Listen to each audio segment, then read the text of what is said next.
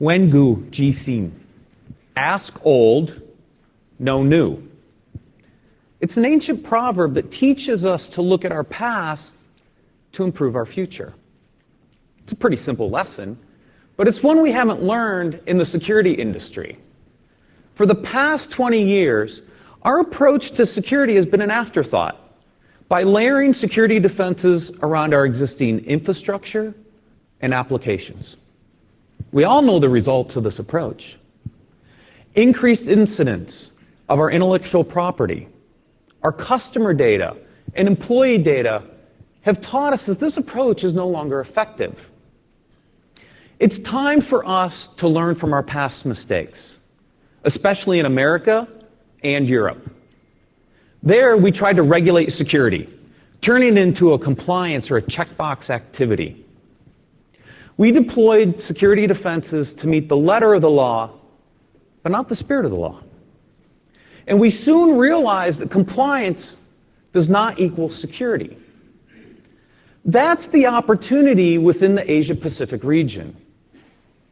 Learn from our past mistakes to transform the way you approach security by embedding security defenses into your core infrastructure and applications. What a better place to start that learning process than right here at Black Hat Asia 2016. Use the next 2 days to learn what's working, but more importantly, what's not working in the security industry. Challenge old techniques to identify new approaches. This is your conference to learn new ways from old.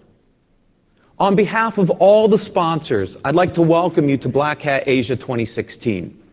I encourage you to come talk to us, learn from us, and yes, challenge us.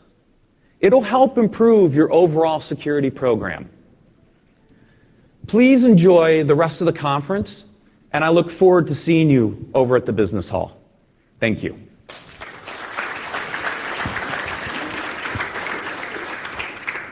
Thank you. Okay, so any more delays? Dino doesn't know what's going to come out of my mouth next. It's my honor to introduce Dino Dizovi as our keynote.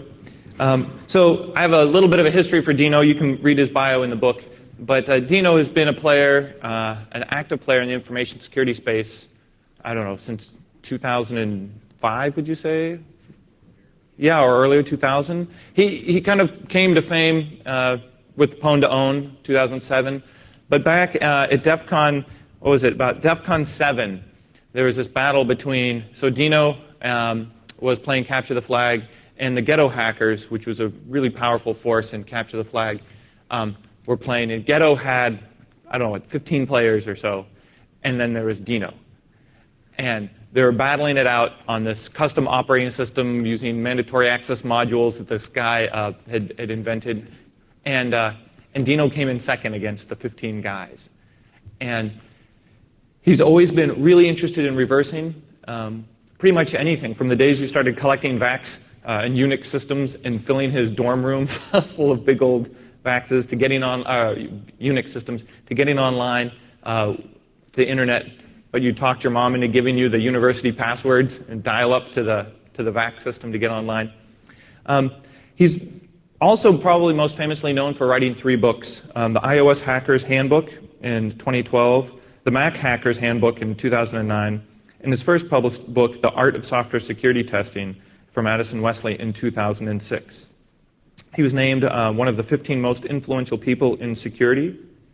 And like I mentioned earlier, he's going to come up and tell you how we should de-incentivize attacks against the next billion users.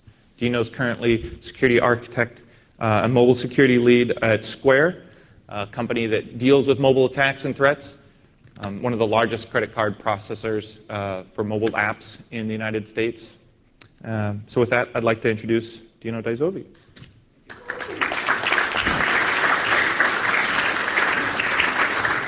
Thanks. Thank you very much. I'd like to thank Jeff for the invitation to come speak to you all today. This is my first time in Singapore, and I would say that it's a beautiful city, but honestly, I haven't been outside the hotel yet. Hopefully soon. I do know it's hot out there, though, so I hope to experience a little more of that soon. So a lot of my experience has been in the attack side of security. I've done security analysis, penetration testing, software analysis, and I've thought a lot about how to raise the cost of those attacks and how to make attackers' jobs harder. So recently, though, I've taken more of a shift towards active defense and building kind of defensive architecture. So I started thinking about how to better defend. And I've done that at Square, and we are now excited to announce that Square is actually in Asia Pac. We have launched in Australia. So that's really exciting for us. And I've started thinking about how to change some of the rules of defense and sort of make things scale better. So let's talk about that alternate strategy. So attack and defense basically form this continuum, and the way that we work, or we keep the value of what we need to protect and the cost to attack it in equilibrium on a scale. And what information technology does is it is incredibly powerful and at speeding things up, aggregating information, and in essence, this creates a larger value for companies and people who are good at technology, but also creates larger value for attackers to attack it. And so it's security's job to raise the cost to keep the scale in equilibrium.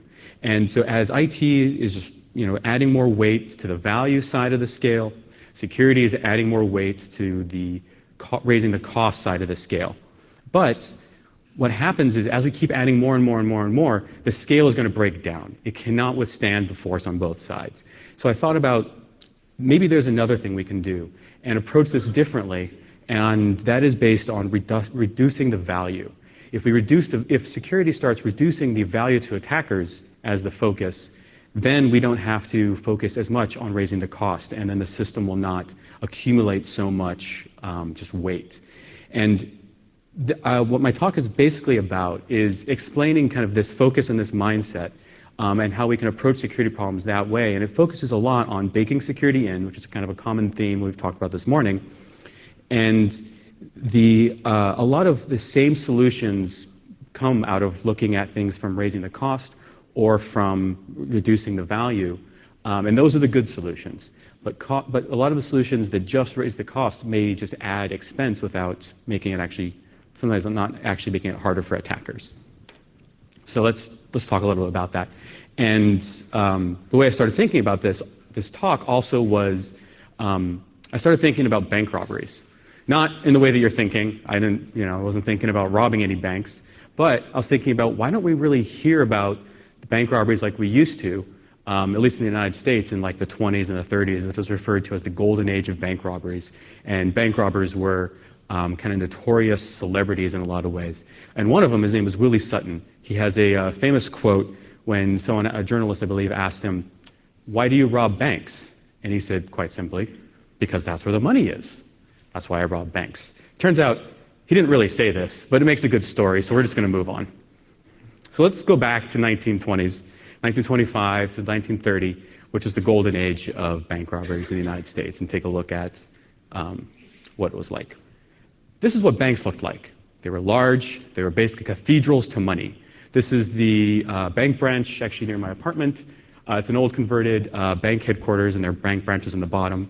It is a beautiful building, and this used to actually be the main branch for the Williamsburg Savings Bank. And it was a very busy branch, not really a branch, but most cities had a small number of banks, and they had to really protect them because the value, like all the money, was aggregated in these very small places. And that required a lot of attention and a lot of procedures to make sure that it was safe. And what this also meant was that bank robberies were incredibly lucrative. So one famous bank robbery in California happened in 1925 on February 5th, where they stormed the bank, threw one of the tellers into a bank vault and made out with all the money. And they took $10,000 to $25,000, which is roughly $300,000 US dollars. So what's that? $400,000 Singapore dollars today. So that's not bad for a day. It's a pretty good take. And that's kind of what the common headlines looked like. And this is what the bank vaults looked like. One of the other inspirations for this talk is I was walking down the street and I saw like a empty storefront that used to be an old bank, and the vault was sitting there, and it was beautiful. I'm like, these bank vaults are amazing. Like, look at this, just steel and like copper and all this cool stuff, and they're just beautiful. And like, as a security person, like, we're fascinated by like defensive technology and offensive technology too, but like kind of can geek out on it and just stare at this thing for hours. I think this one's actually at Credit Suisse, but there's a lot of technology baked into this bank vault door. Some of the notable things are there's dual combination locks. So that makes a bank vault basically two-factor authentication. It's something you have, aka the vault, and something the combination. But there's also other procedures baked into it. You have two people, dual control, so that you can't have collusion or kidnapping. And the thing on the right is also a time lock. So the bank vault can be locked for a period of time, and even with both combinations, it cannot be opened. And you'll notice there's a lot of copper in this as well, and that's used to dissipate heat torches. So if you're trying to torch your way in, it would dissipate the heat and it wouldn't melt down.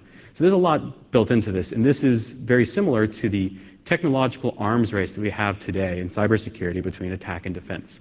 We're playing this game of chess, and for every innovation and attack, defense comes back with an innovation and defend against that attack. We kind of do this dance, and it just basically kind of scales upward. Let's go back to the present day.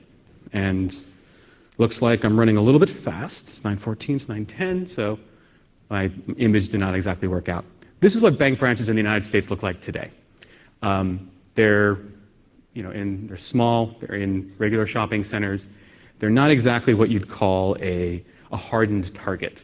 And the security guards, if they even have a gun, they're not the most imposing force. And this doesn't really tend to be a problem.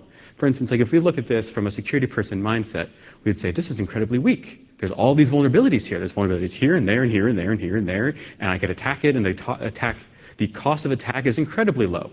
So I don't understand why everyone isn't robbing these every day, because that would be a great idea, a great way to make money. So fraudsters would have to love it. Well, here, I actually had to look for headlines for like bank robberies. I had to look up like, are banks still robbed? Is that still a thing? Because I just never hear about it. And I found a nearby headline. A man in a city near New York stole $6,000 from a bank, and they made off with it. And the way he robbed them was he wrote on a note, "Hi, I'm a bank robber. I would like some money, please. Can you please give me it?" And they did, and then he left. Not exactly the guns a-blazing, great for Hollywood kind of caper that we've come to understand from the golden age of bank robberies. And that's $6,000. That's less than the adjusted amount from the bank robbery in 1925. So this isn't really a great amount. And the reason that this happens is because there's just not enough money at this bank branch to justify the risk of a full onslaught, and the risk of getting caught and all the work going into it.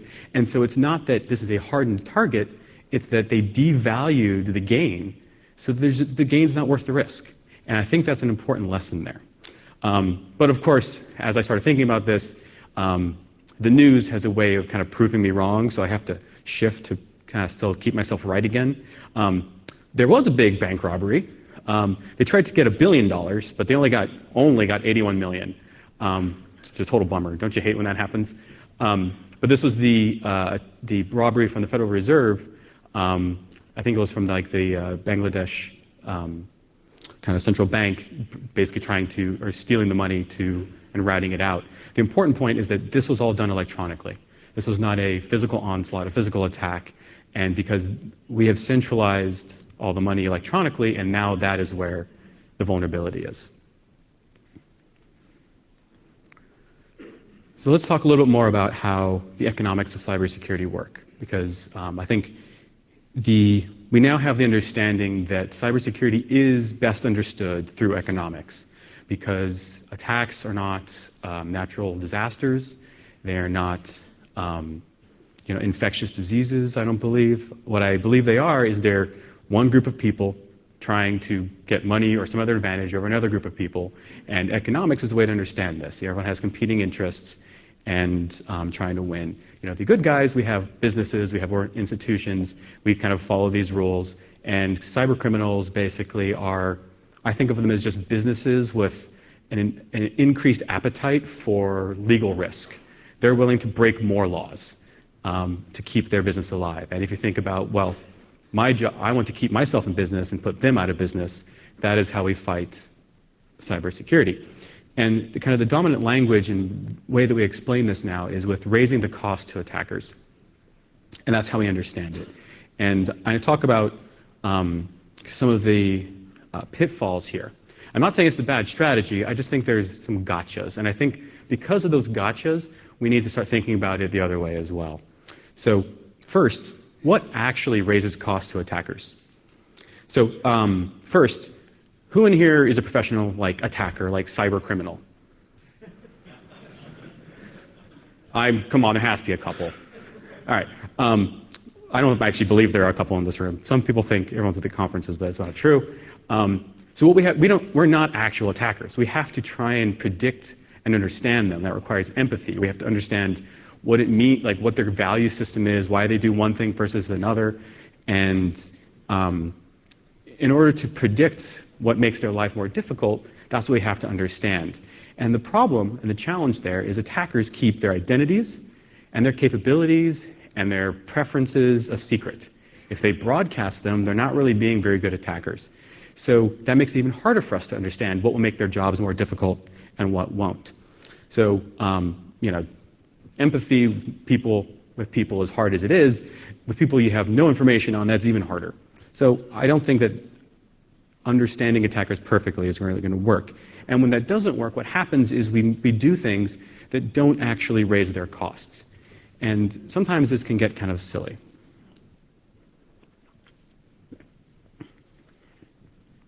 So what we do is we find that we have vulnerable attack surfaces, and we protect those attack surfaces with more attack surfaces. And to make it even worse, a lot of these attack surfaces that we are using to protect vulnerable attack surfaces run with higher privileges. So in order for security products to often work, they need to run at a higher level of privilege on the operating system or on the network, so they have a better vantage point, so they can inspect, so they can control. And what that means is any security vulnerabilities in them are even more serious, because instead of having to escalate, excuse me, from lower privilege, a web browser, and escalate to full privileges on the host, you might be able to get straight full privileges on the antivirus software. And so there's kind of a pitfall there. And in a DoD study that Mudge presented a few years ago, they found that 1/3 of the vulnerabilities in government systems were in the security software installed on them. And this is the risk of securing vulnerable attack surfaces with even more attack surface. There's another side effect of raising the cost to attackers, and that it also raises the cost to us. For everything we build, we have to build another security system to secure it. And when we take this mindset, we are basically building a parallel universe of things, of attack surfaces, and all this takes time and effort, and it just increased our costs. And because we know that correlation is causation, you can look at the graph on the left and say security spending is up, on the graph on the right, breaches are up, therefore security spending causes breaches. But we know that's not true, but we can see that the trajectory we're on, and recently there have been predictions that overall security spending is going to increase tenfold from here by the year 2023. So it's going to go from 60 billion annually to 600 billion annually. That's a tremendous market explosion, which while it has some benefits, I believe it's not sustainable, and it just cannot scale to the explosion of internet-connected devices that we're going to see in our societies over the next 10 to 20 years. Because a lot of that prediction on the spending is also based on securing the first billion devices, and those are PCs. We're still working on that. And so I just don't see how securing those few billion PCs at that rising in expenditure is going to scale when we have what's predicted as 50 billion devices by 2020. And when we're spending more on security than on actually doing something, I think we're not actually doing it the right way. So what are the alternate approaches? What can we do to try and get something that scales better as we connect literally everything to the internet? So the strategy that I think we need to spend more time thinking about is devaluation. We need to figure out how to reduce the value to attackers while preserving most of the value for ourselves. And the difficulty and the trick is figuring out how to do that and make it, reduce the value for attackers, preserve most of the value for us. So let's talk about some of the ingredients here, and then I'll go through some case studies on how those ingredients play into things that you already know and use every day. So first one is the obvious one, encryption. So what encryption does is it transfers the value from the data to the key. The key is small. We can put the key in something like a hardware security module. We can put the key in something else that's protected. We basically put all our eggs in one basket and we watch that basket. And instead of having to protect data that is just unmanaged or just spread all over our environment, we now manage just the keys, which is its own problem, but there's less of them. There's less data to keep your eye on than just data everywhere. And that's sort of one that we know and is pretty well understood. I'm not going to talk too much about. Another approach is what's called tokenization. So these are subway tokens from the New York City subway, probably like the 20s or the 30s. What the idea behind this approach is replace something that is generally valuable and generally capable, like money, with something that was more constrained, a token that it can only be used to enter the subway. And so then that means that stealing a bunch of these tokens is not as useful as stealing a bunch of money. If you have let's say a subway operator who basically has a ton of money on them at all times, they're going to be at risk of robbery. If they just have a bunch of tokens that can only be used to ride the subway, they're at less risk because there's less value. An attacker would still have to somehow turn all these tokens back into money, and that can't be done at a 1-to-1 ratio, so it's actually worth less. But for subway riders, it's the same thing. It's a little hassle to buy a token, but it's not a big deal. Another approach that we also know and understand very well is containment. So this is actually Singapore's shipping yard, apparently one of the largest and busiest in the world, and looks great on National Geographic. So containers, and that whole idea are meant for efficiency. So in IT, we use containers to deploy applications primarily for efficiency. It's the same interface. We can take a thing from here to there, send it to prod. It's great. The containment is sort of an ancillary benefit. And same thing with shipping containers. If you have, some barrels of oil or goo in a container and they spill or something, it's contained. And it's not perfect, but in general, it won't just go everywhere. And that's where we are with containers like Docker and things like that today. They have decent containment. A really skilled attacker can usually still get out of them. They're not designed for perfect isolation, but in most cases, it'll contain an attack. And same thing with firewalls. These contain host access.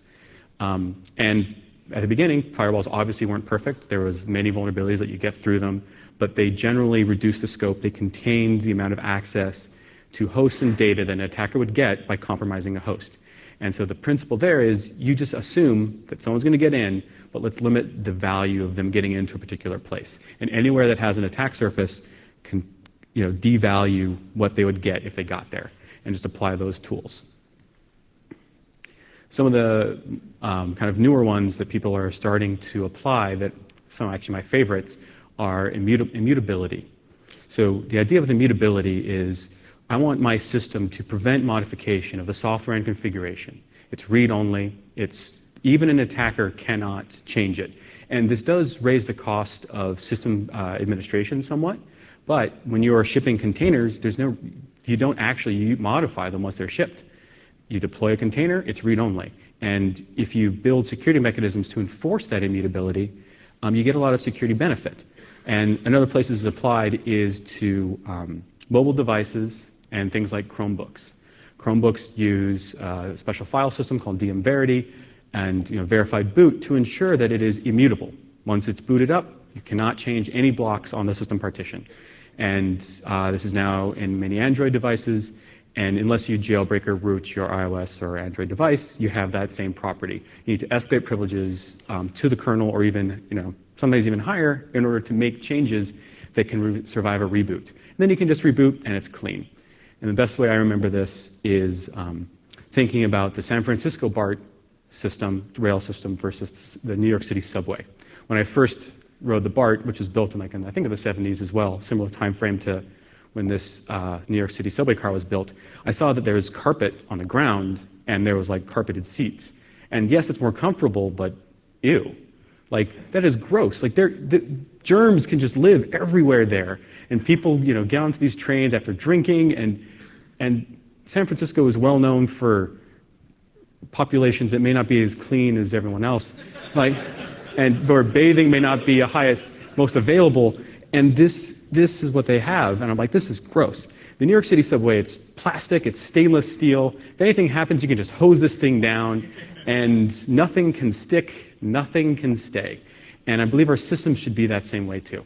Right now, so many things on our system that should be unchangeable are changeable, and that allows attackers to persist in very subtle ways. And it's rootkits, it's all these, every rootkits at anything you can think of. We've been looking at presentations at Black Hat for 10 years of, hey, there's a thing, hey, I can make a rootkit for that.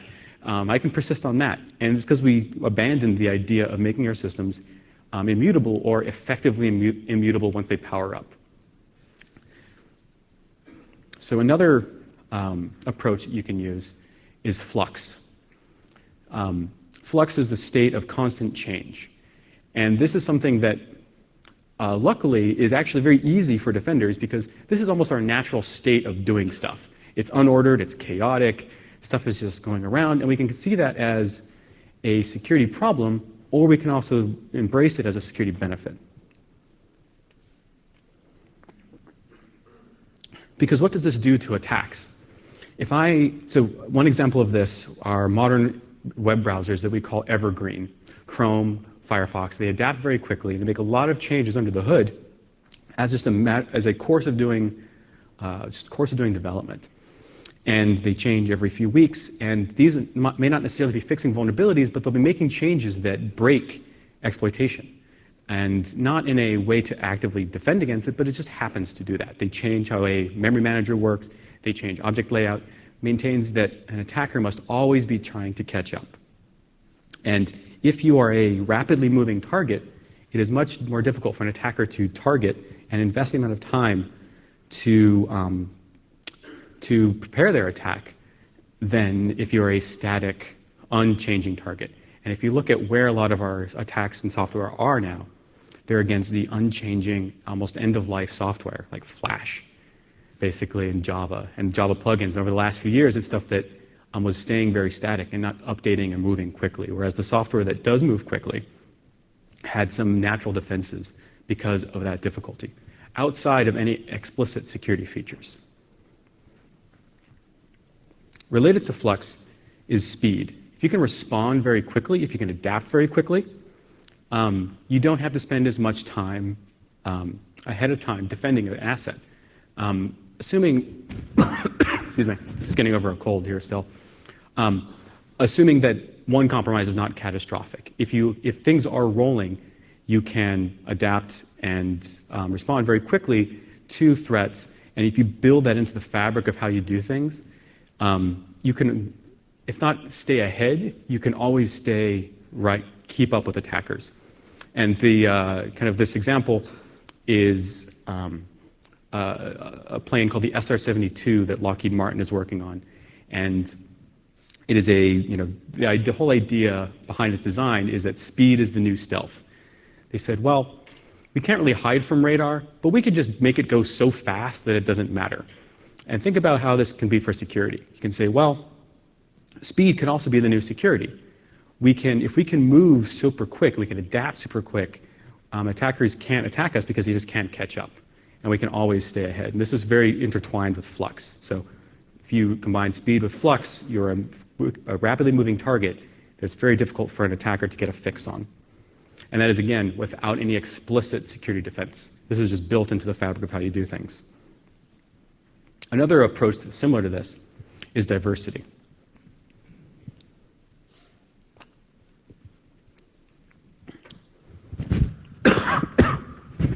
And there's a couple ways we can approach diversity in computing.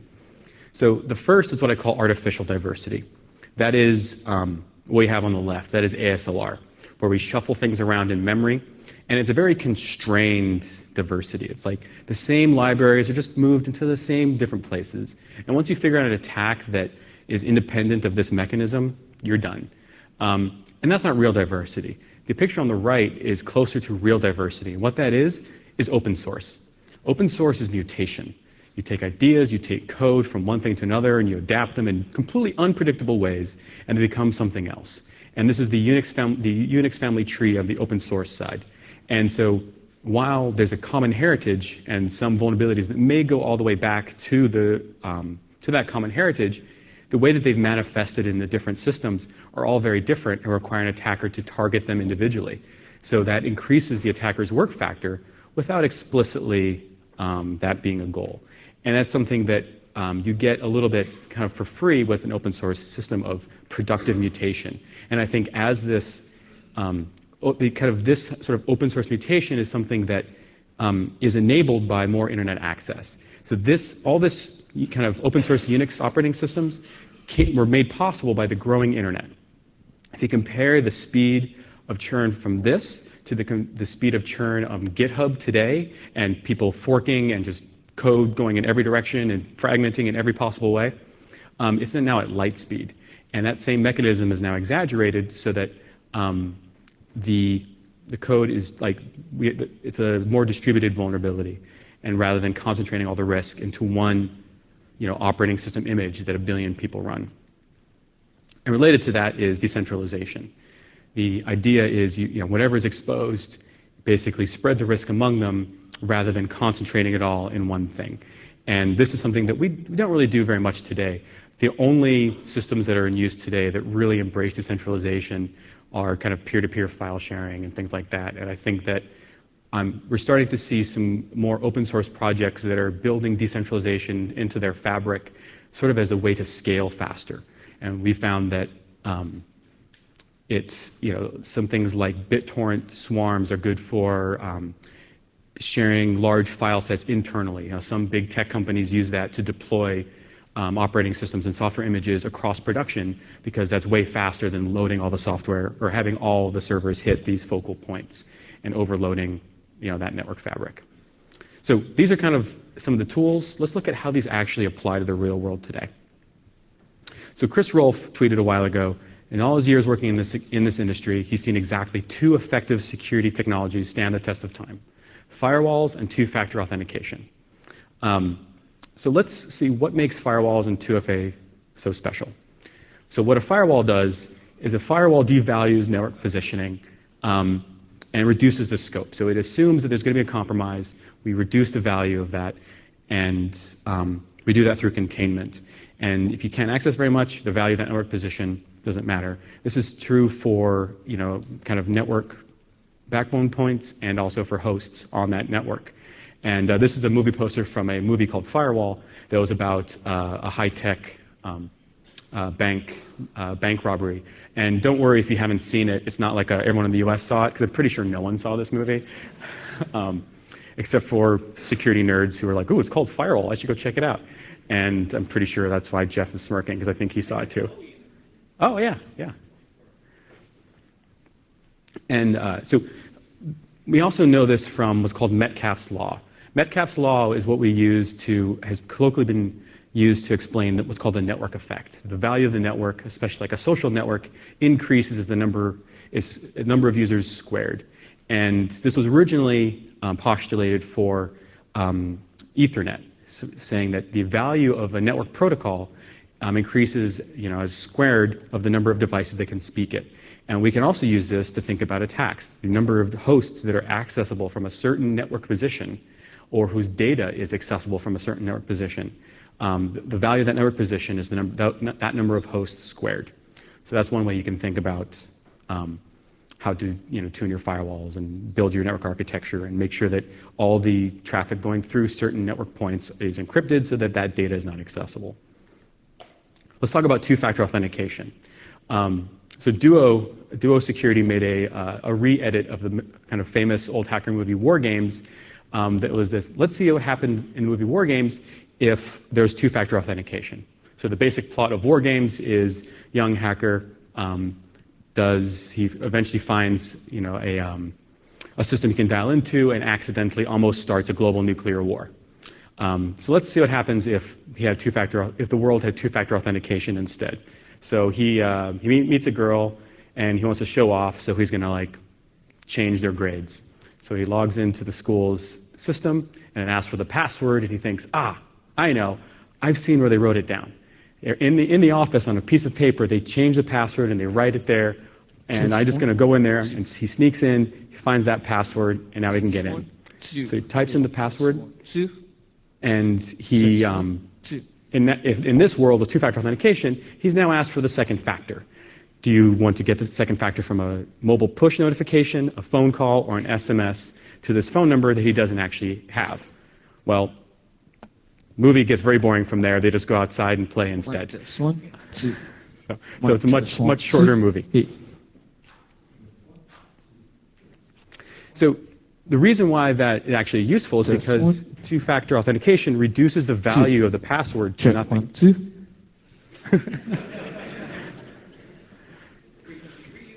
Yeah. All right, we're good. Microphone still works. So if the password has no value, why not just get rid of it? And this is what Yahoo has actually done for a lot of their authentication. They said, well, people steal it, we have to reset it, it's annoying, and it's not buying us much security, so let's just do away with the whole thing. And so now you can log into your Yahoo Mail with a username and just a one-time password that is sent to your phone over SMS. The strong what you have is the SIM card for that phone number, and it has a weak what you know of your username. And yeah, there's attacks against this, but for the most part, it's better than passwords.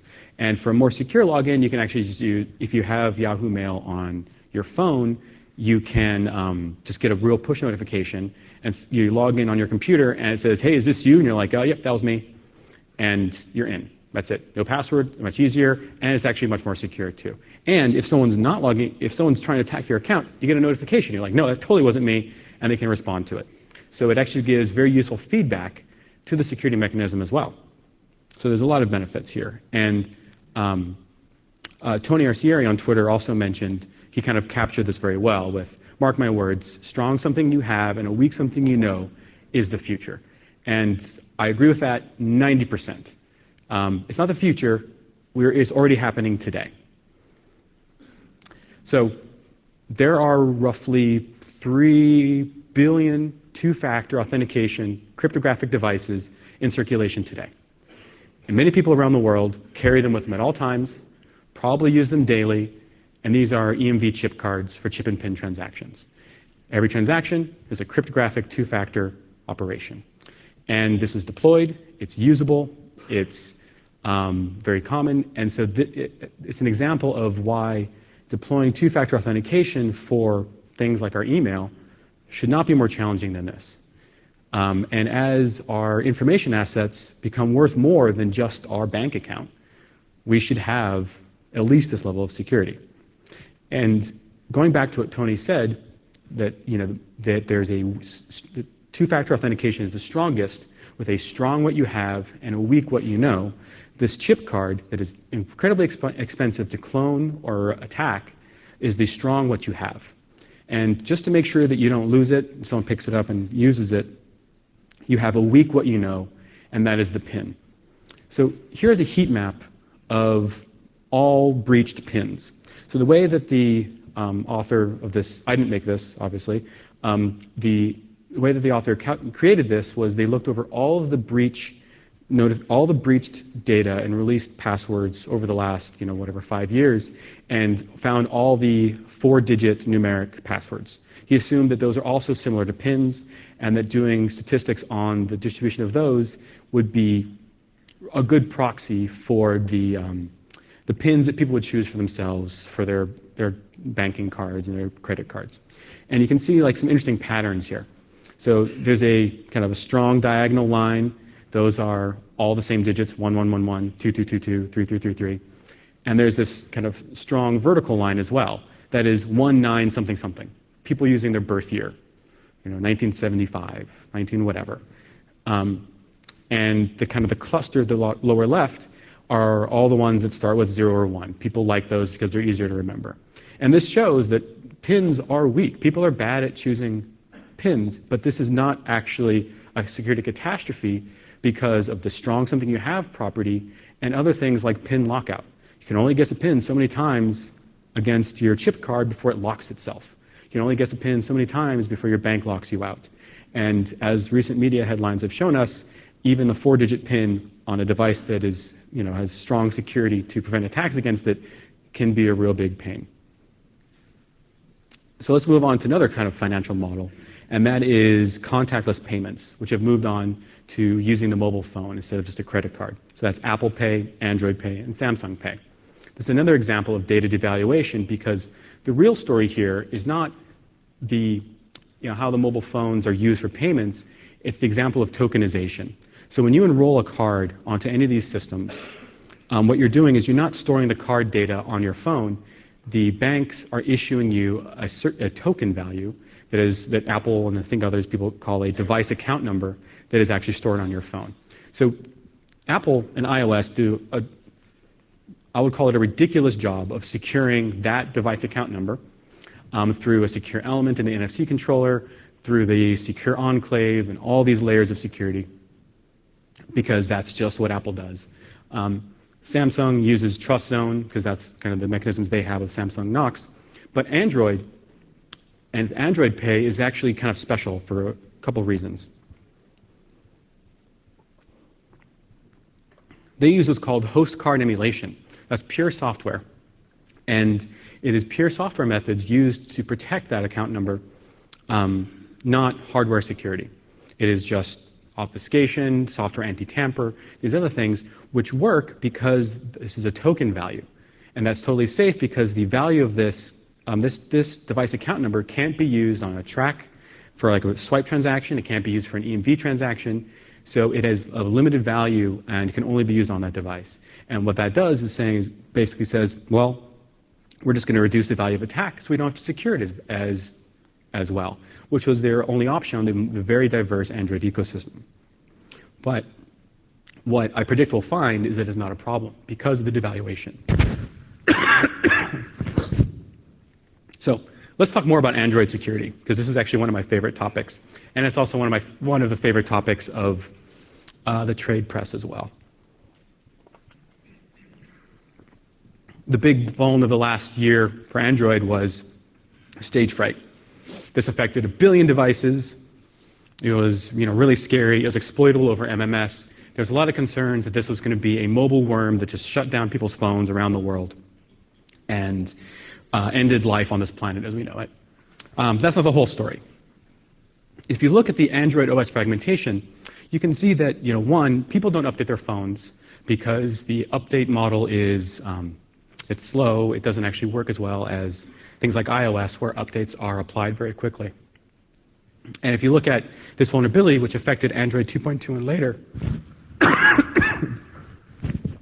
that's basically the entire graph at the far right, which was the distribution of versions when this vulnerability was announced. But the world didn't end. And why was that? A few reasons. One was Google Play. So the attack surface in Google Hangouts was fixed in an update to the app and pushed out almost immediately. And what that did is, because most devices now do auto updates of apps in the background, this attack surface was eliminated across the entire fleet within probably a couple weeks. And that compressed window of vulnerability significantly reduced the value of that vulnerability to attackers. And this attack was actually very complicated, but a company called Northbit released a white paper and an exploit for it. And they were able to target it excuse me, to Android 5.01 on the Nexus 5. And this is their exploit for it. It has a number of parameters that must be tuned to that specific firmware version. And this is another kind of data parameters for the MP4 file that also has firmware-specific addresses.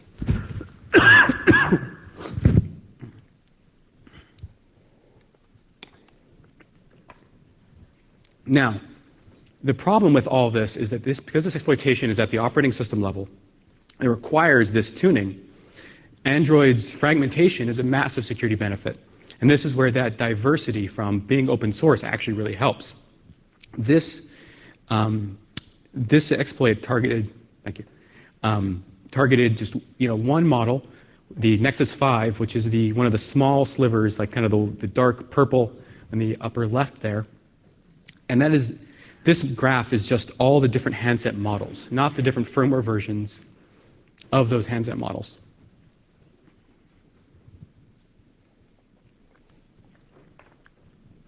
And this significantly increases the work factor.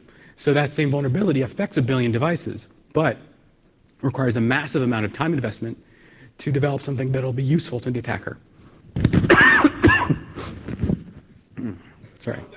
I know. There's a flu going around. So another thing that I like to look at is DevOps. This is typically considered a threat to security, and there's a popular image going around of security cleaning up after DevOps. But DevOps isn't actually bad for security. It's really good. Because what it does is it brings a lot of these things that I mentioned before. Flux, speed, containment, and immutability. So what this does, yeah, let's try that out. Thank you. I'll let you talk I'll let you ponder this for a second while I apply this patch, see if it works.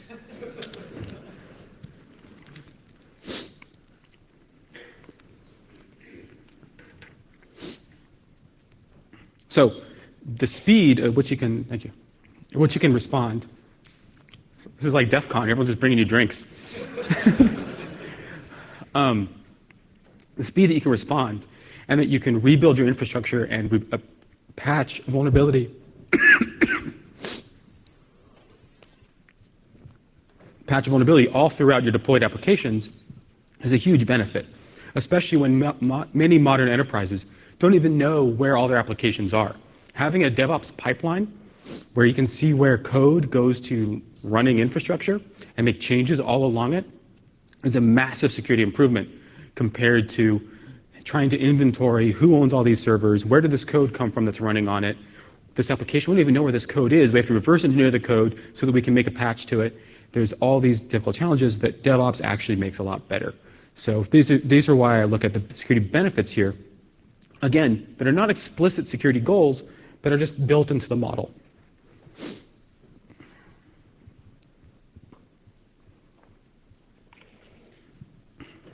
So now I want to talk about what this means for the next billions and billions and billions of devices and internet users.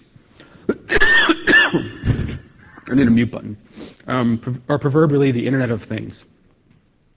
Our first billion devices were PCs.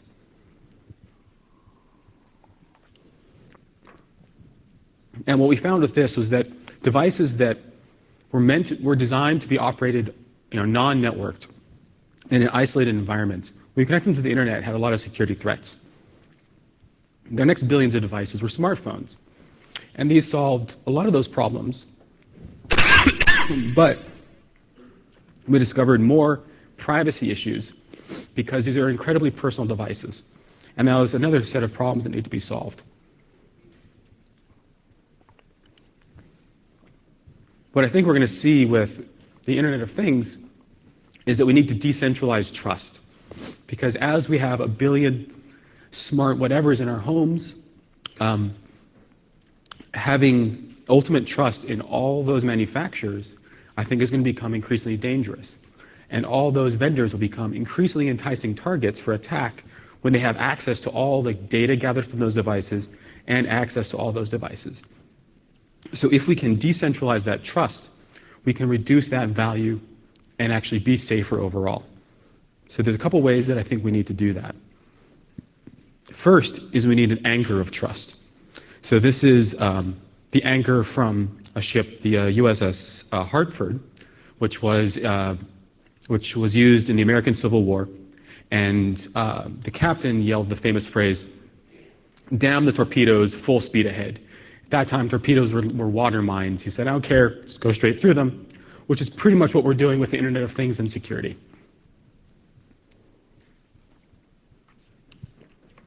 Having a secure hardware-based root of trust makes a lot of things a lot easier. And right now, our smartphone is our most likely anchor. But there are other alternatives, such as Google ATAP's Trust Anchor, which is yet to be released, or something like a YubiKey, something that is a weak HSM that you keep with you, that can be used to bootstrap trust throughout your ecosystem. The other thing we need is what I call a totem.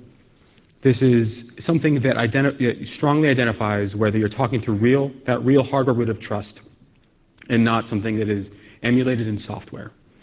These are typically in hardware called a physically unclonable function, or a PUF. And on iOS devices, this has been emulated or created with what's called the UID key, a per-device unique key that is very difficult to extract from the device, and that is the root of a lot of trust. And you can make sure that you're talking to a real device. All attacks must be done on that device, not in a scalable cryptographic attack. And you also must have remote attestation in both directions. The device has to know it's really talking to its endpoints, not being emulated, and vice versa. The backend infrastructure must know that the device or any other device that it's talking to are the true device, the real hardware, unmodified, untampered with, and not something that is a software emulator or been modified in any way.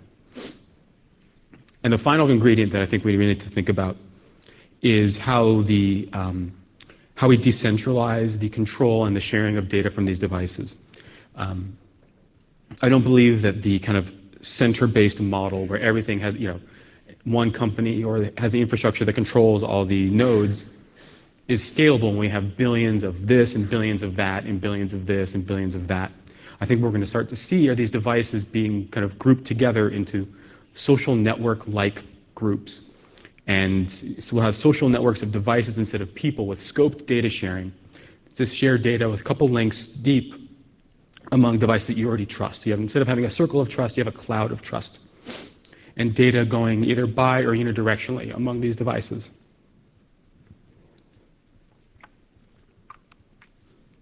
And what that means is there's no central points where you can attack and get access to everyone's smart toaster.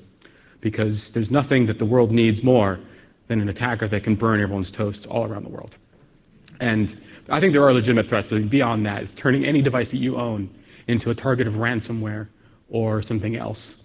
And I believe that having a more decentralized trust will prevent these enticing targets from being rich for these attacks and kind of degrading our quality of life when every single thing, every smart thing in our house just doesn't work. So that is all I have. So you don't have to hear me cough anymore. If anyone has any questions, I can take those now. Otherwise, I'll be here the next 2 days and at the lock note. And feel free to walk up to me and ask me any questions or ask them now. Thank you.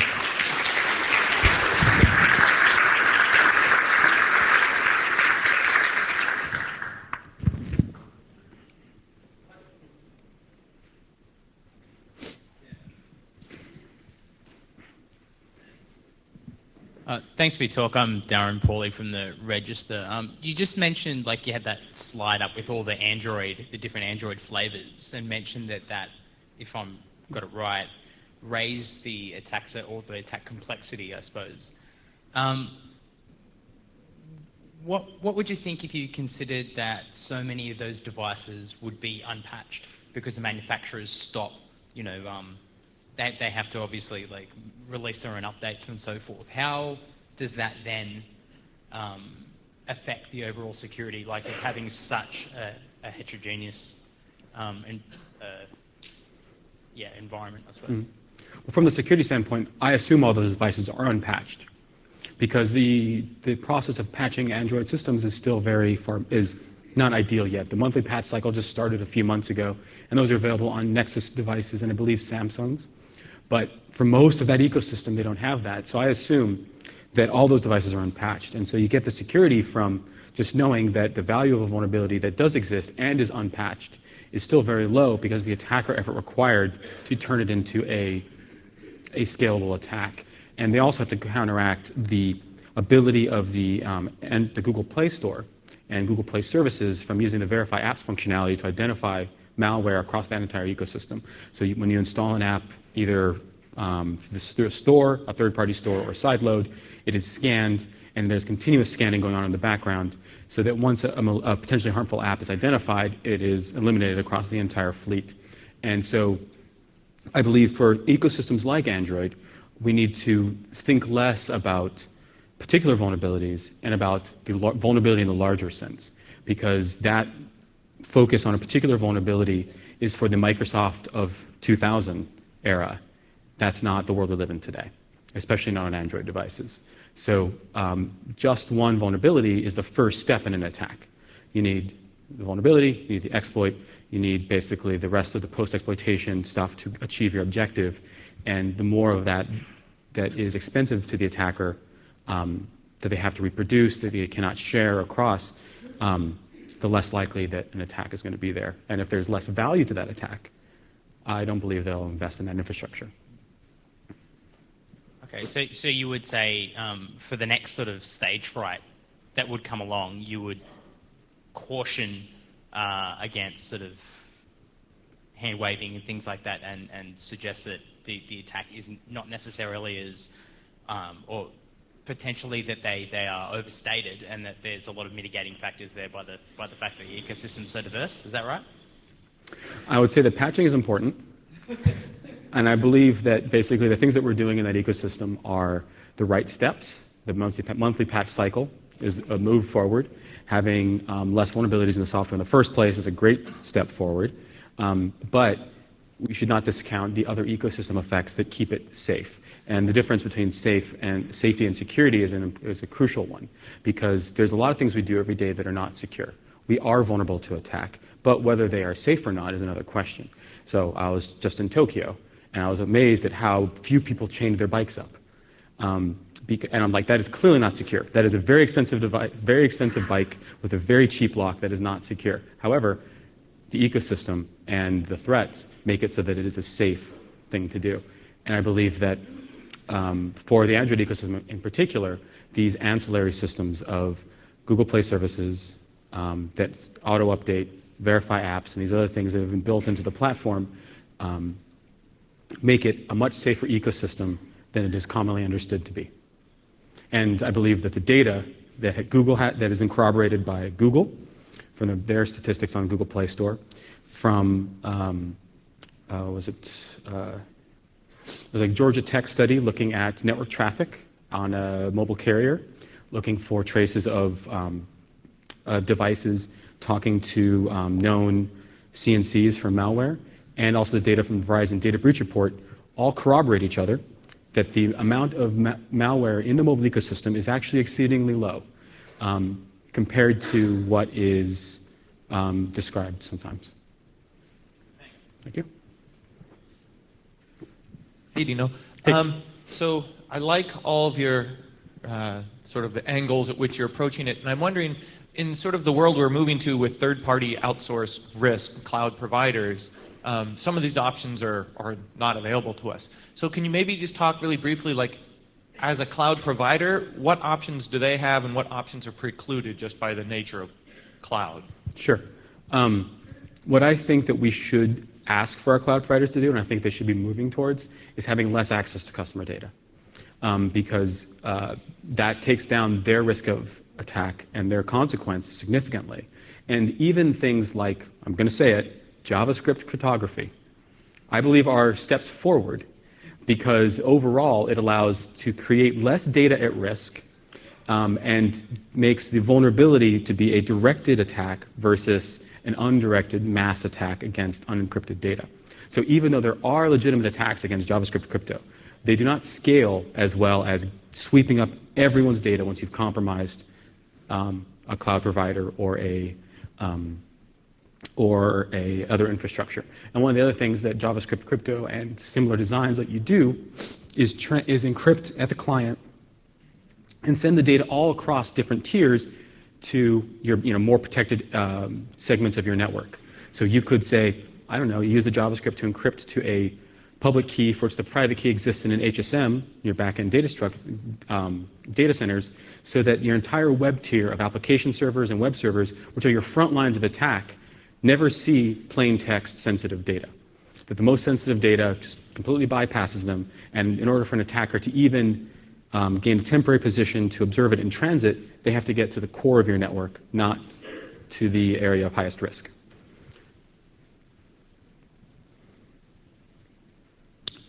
Nowadays, I noticed the trend moving from hardware-dependent security to software-only security, because people believe in the flexibility and ease of use. You mentioned that the trusted anchor. Do you think it is the right trend? So meaning the security with the HSM to the security without HSM or any other security measures? Just rely on the security, the software security.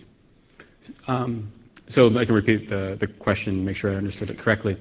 You said that there is a trend to move from hardware-based security towards software-based security because it's more flexible, you can adapt quicker.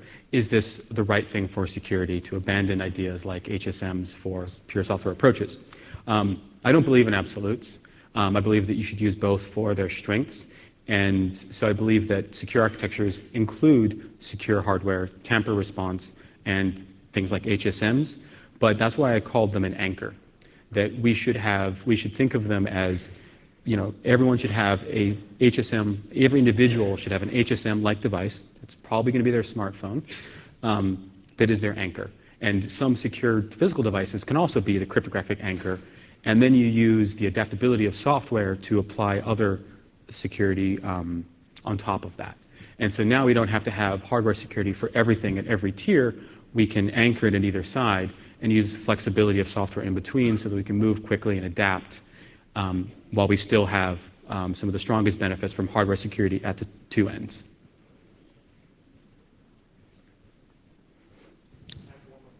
I have time for one more question.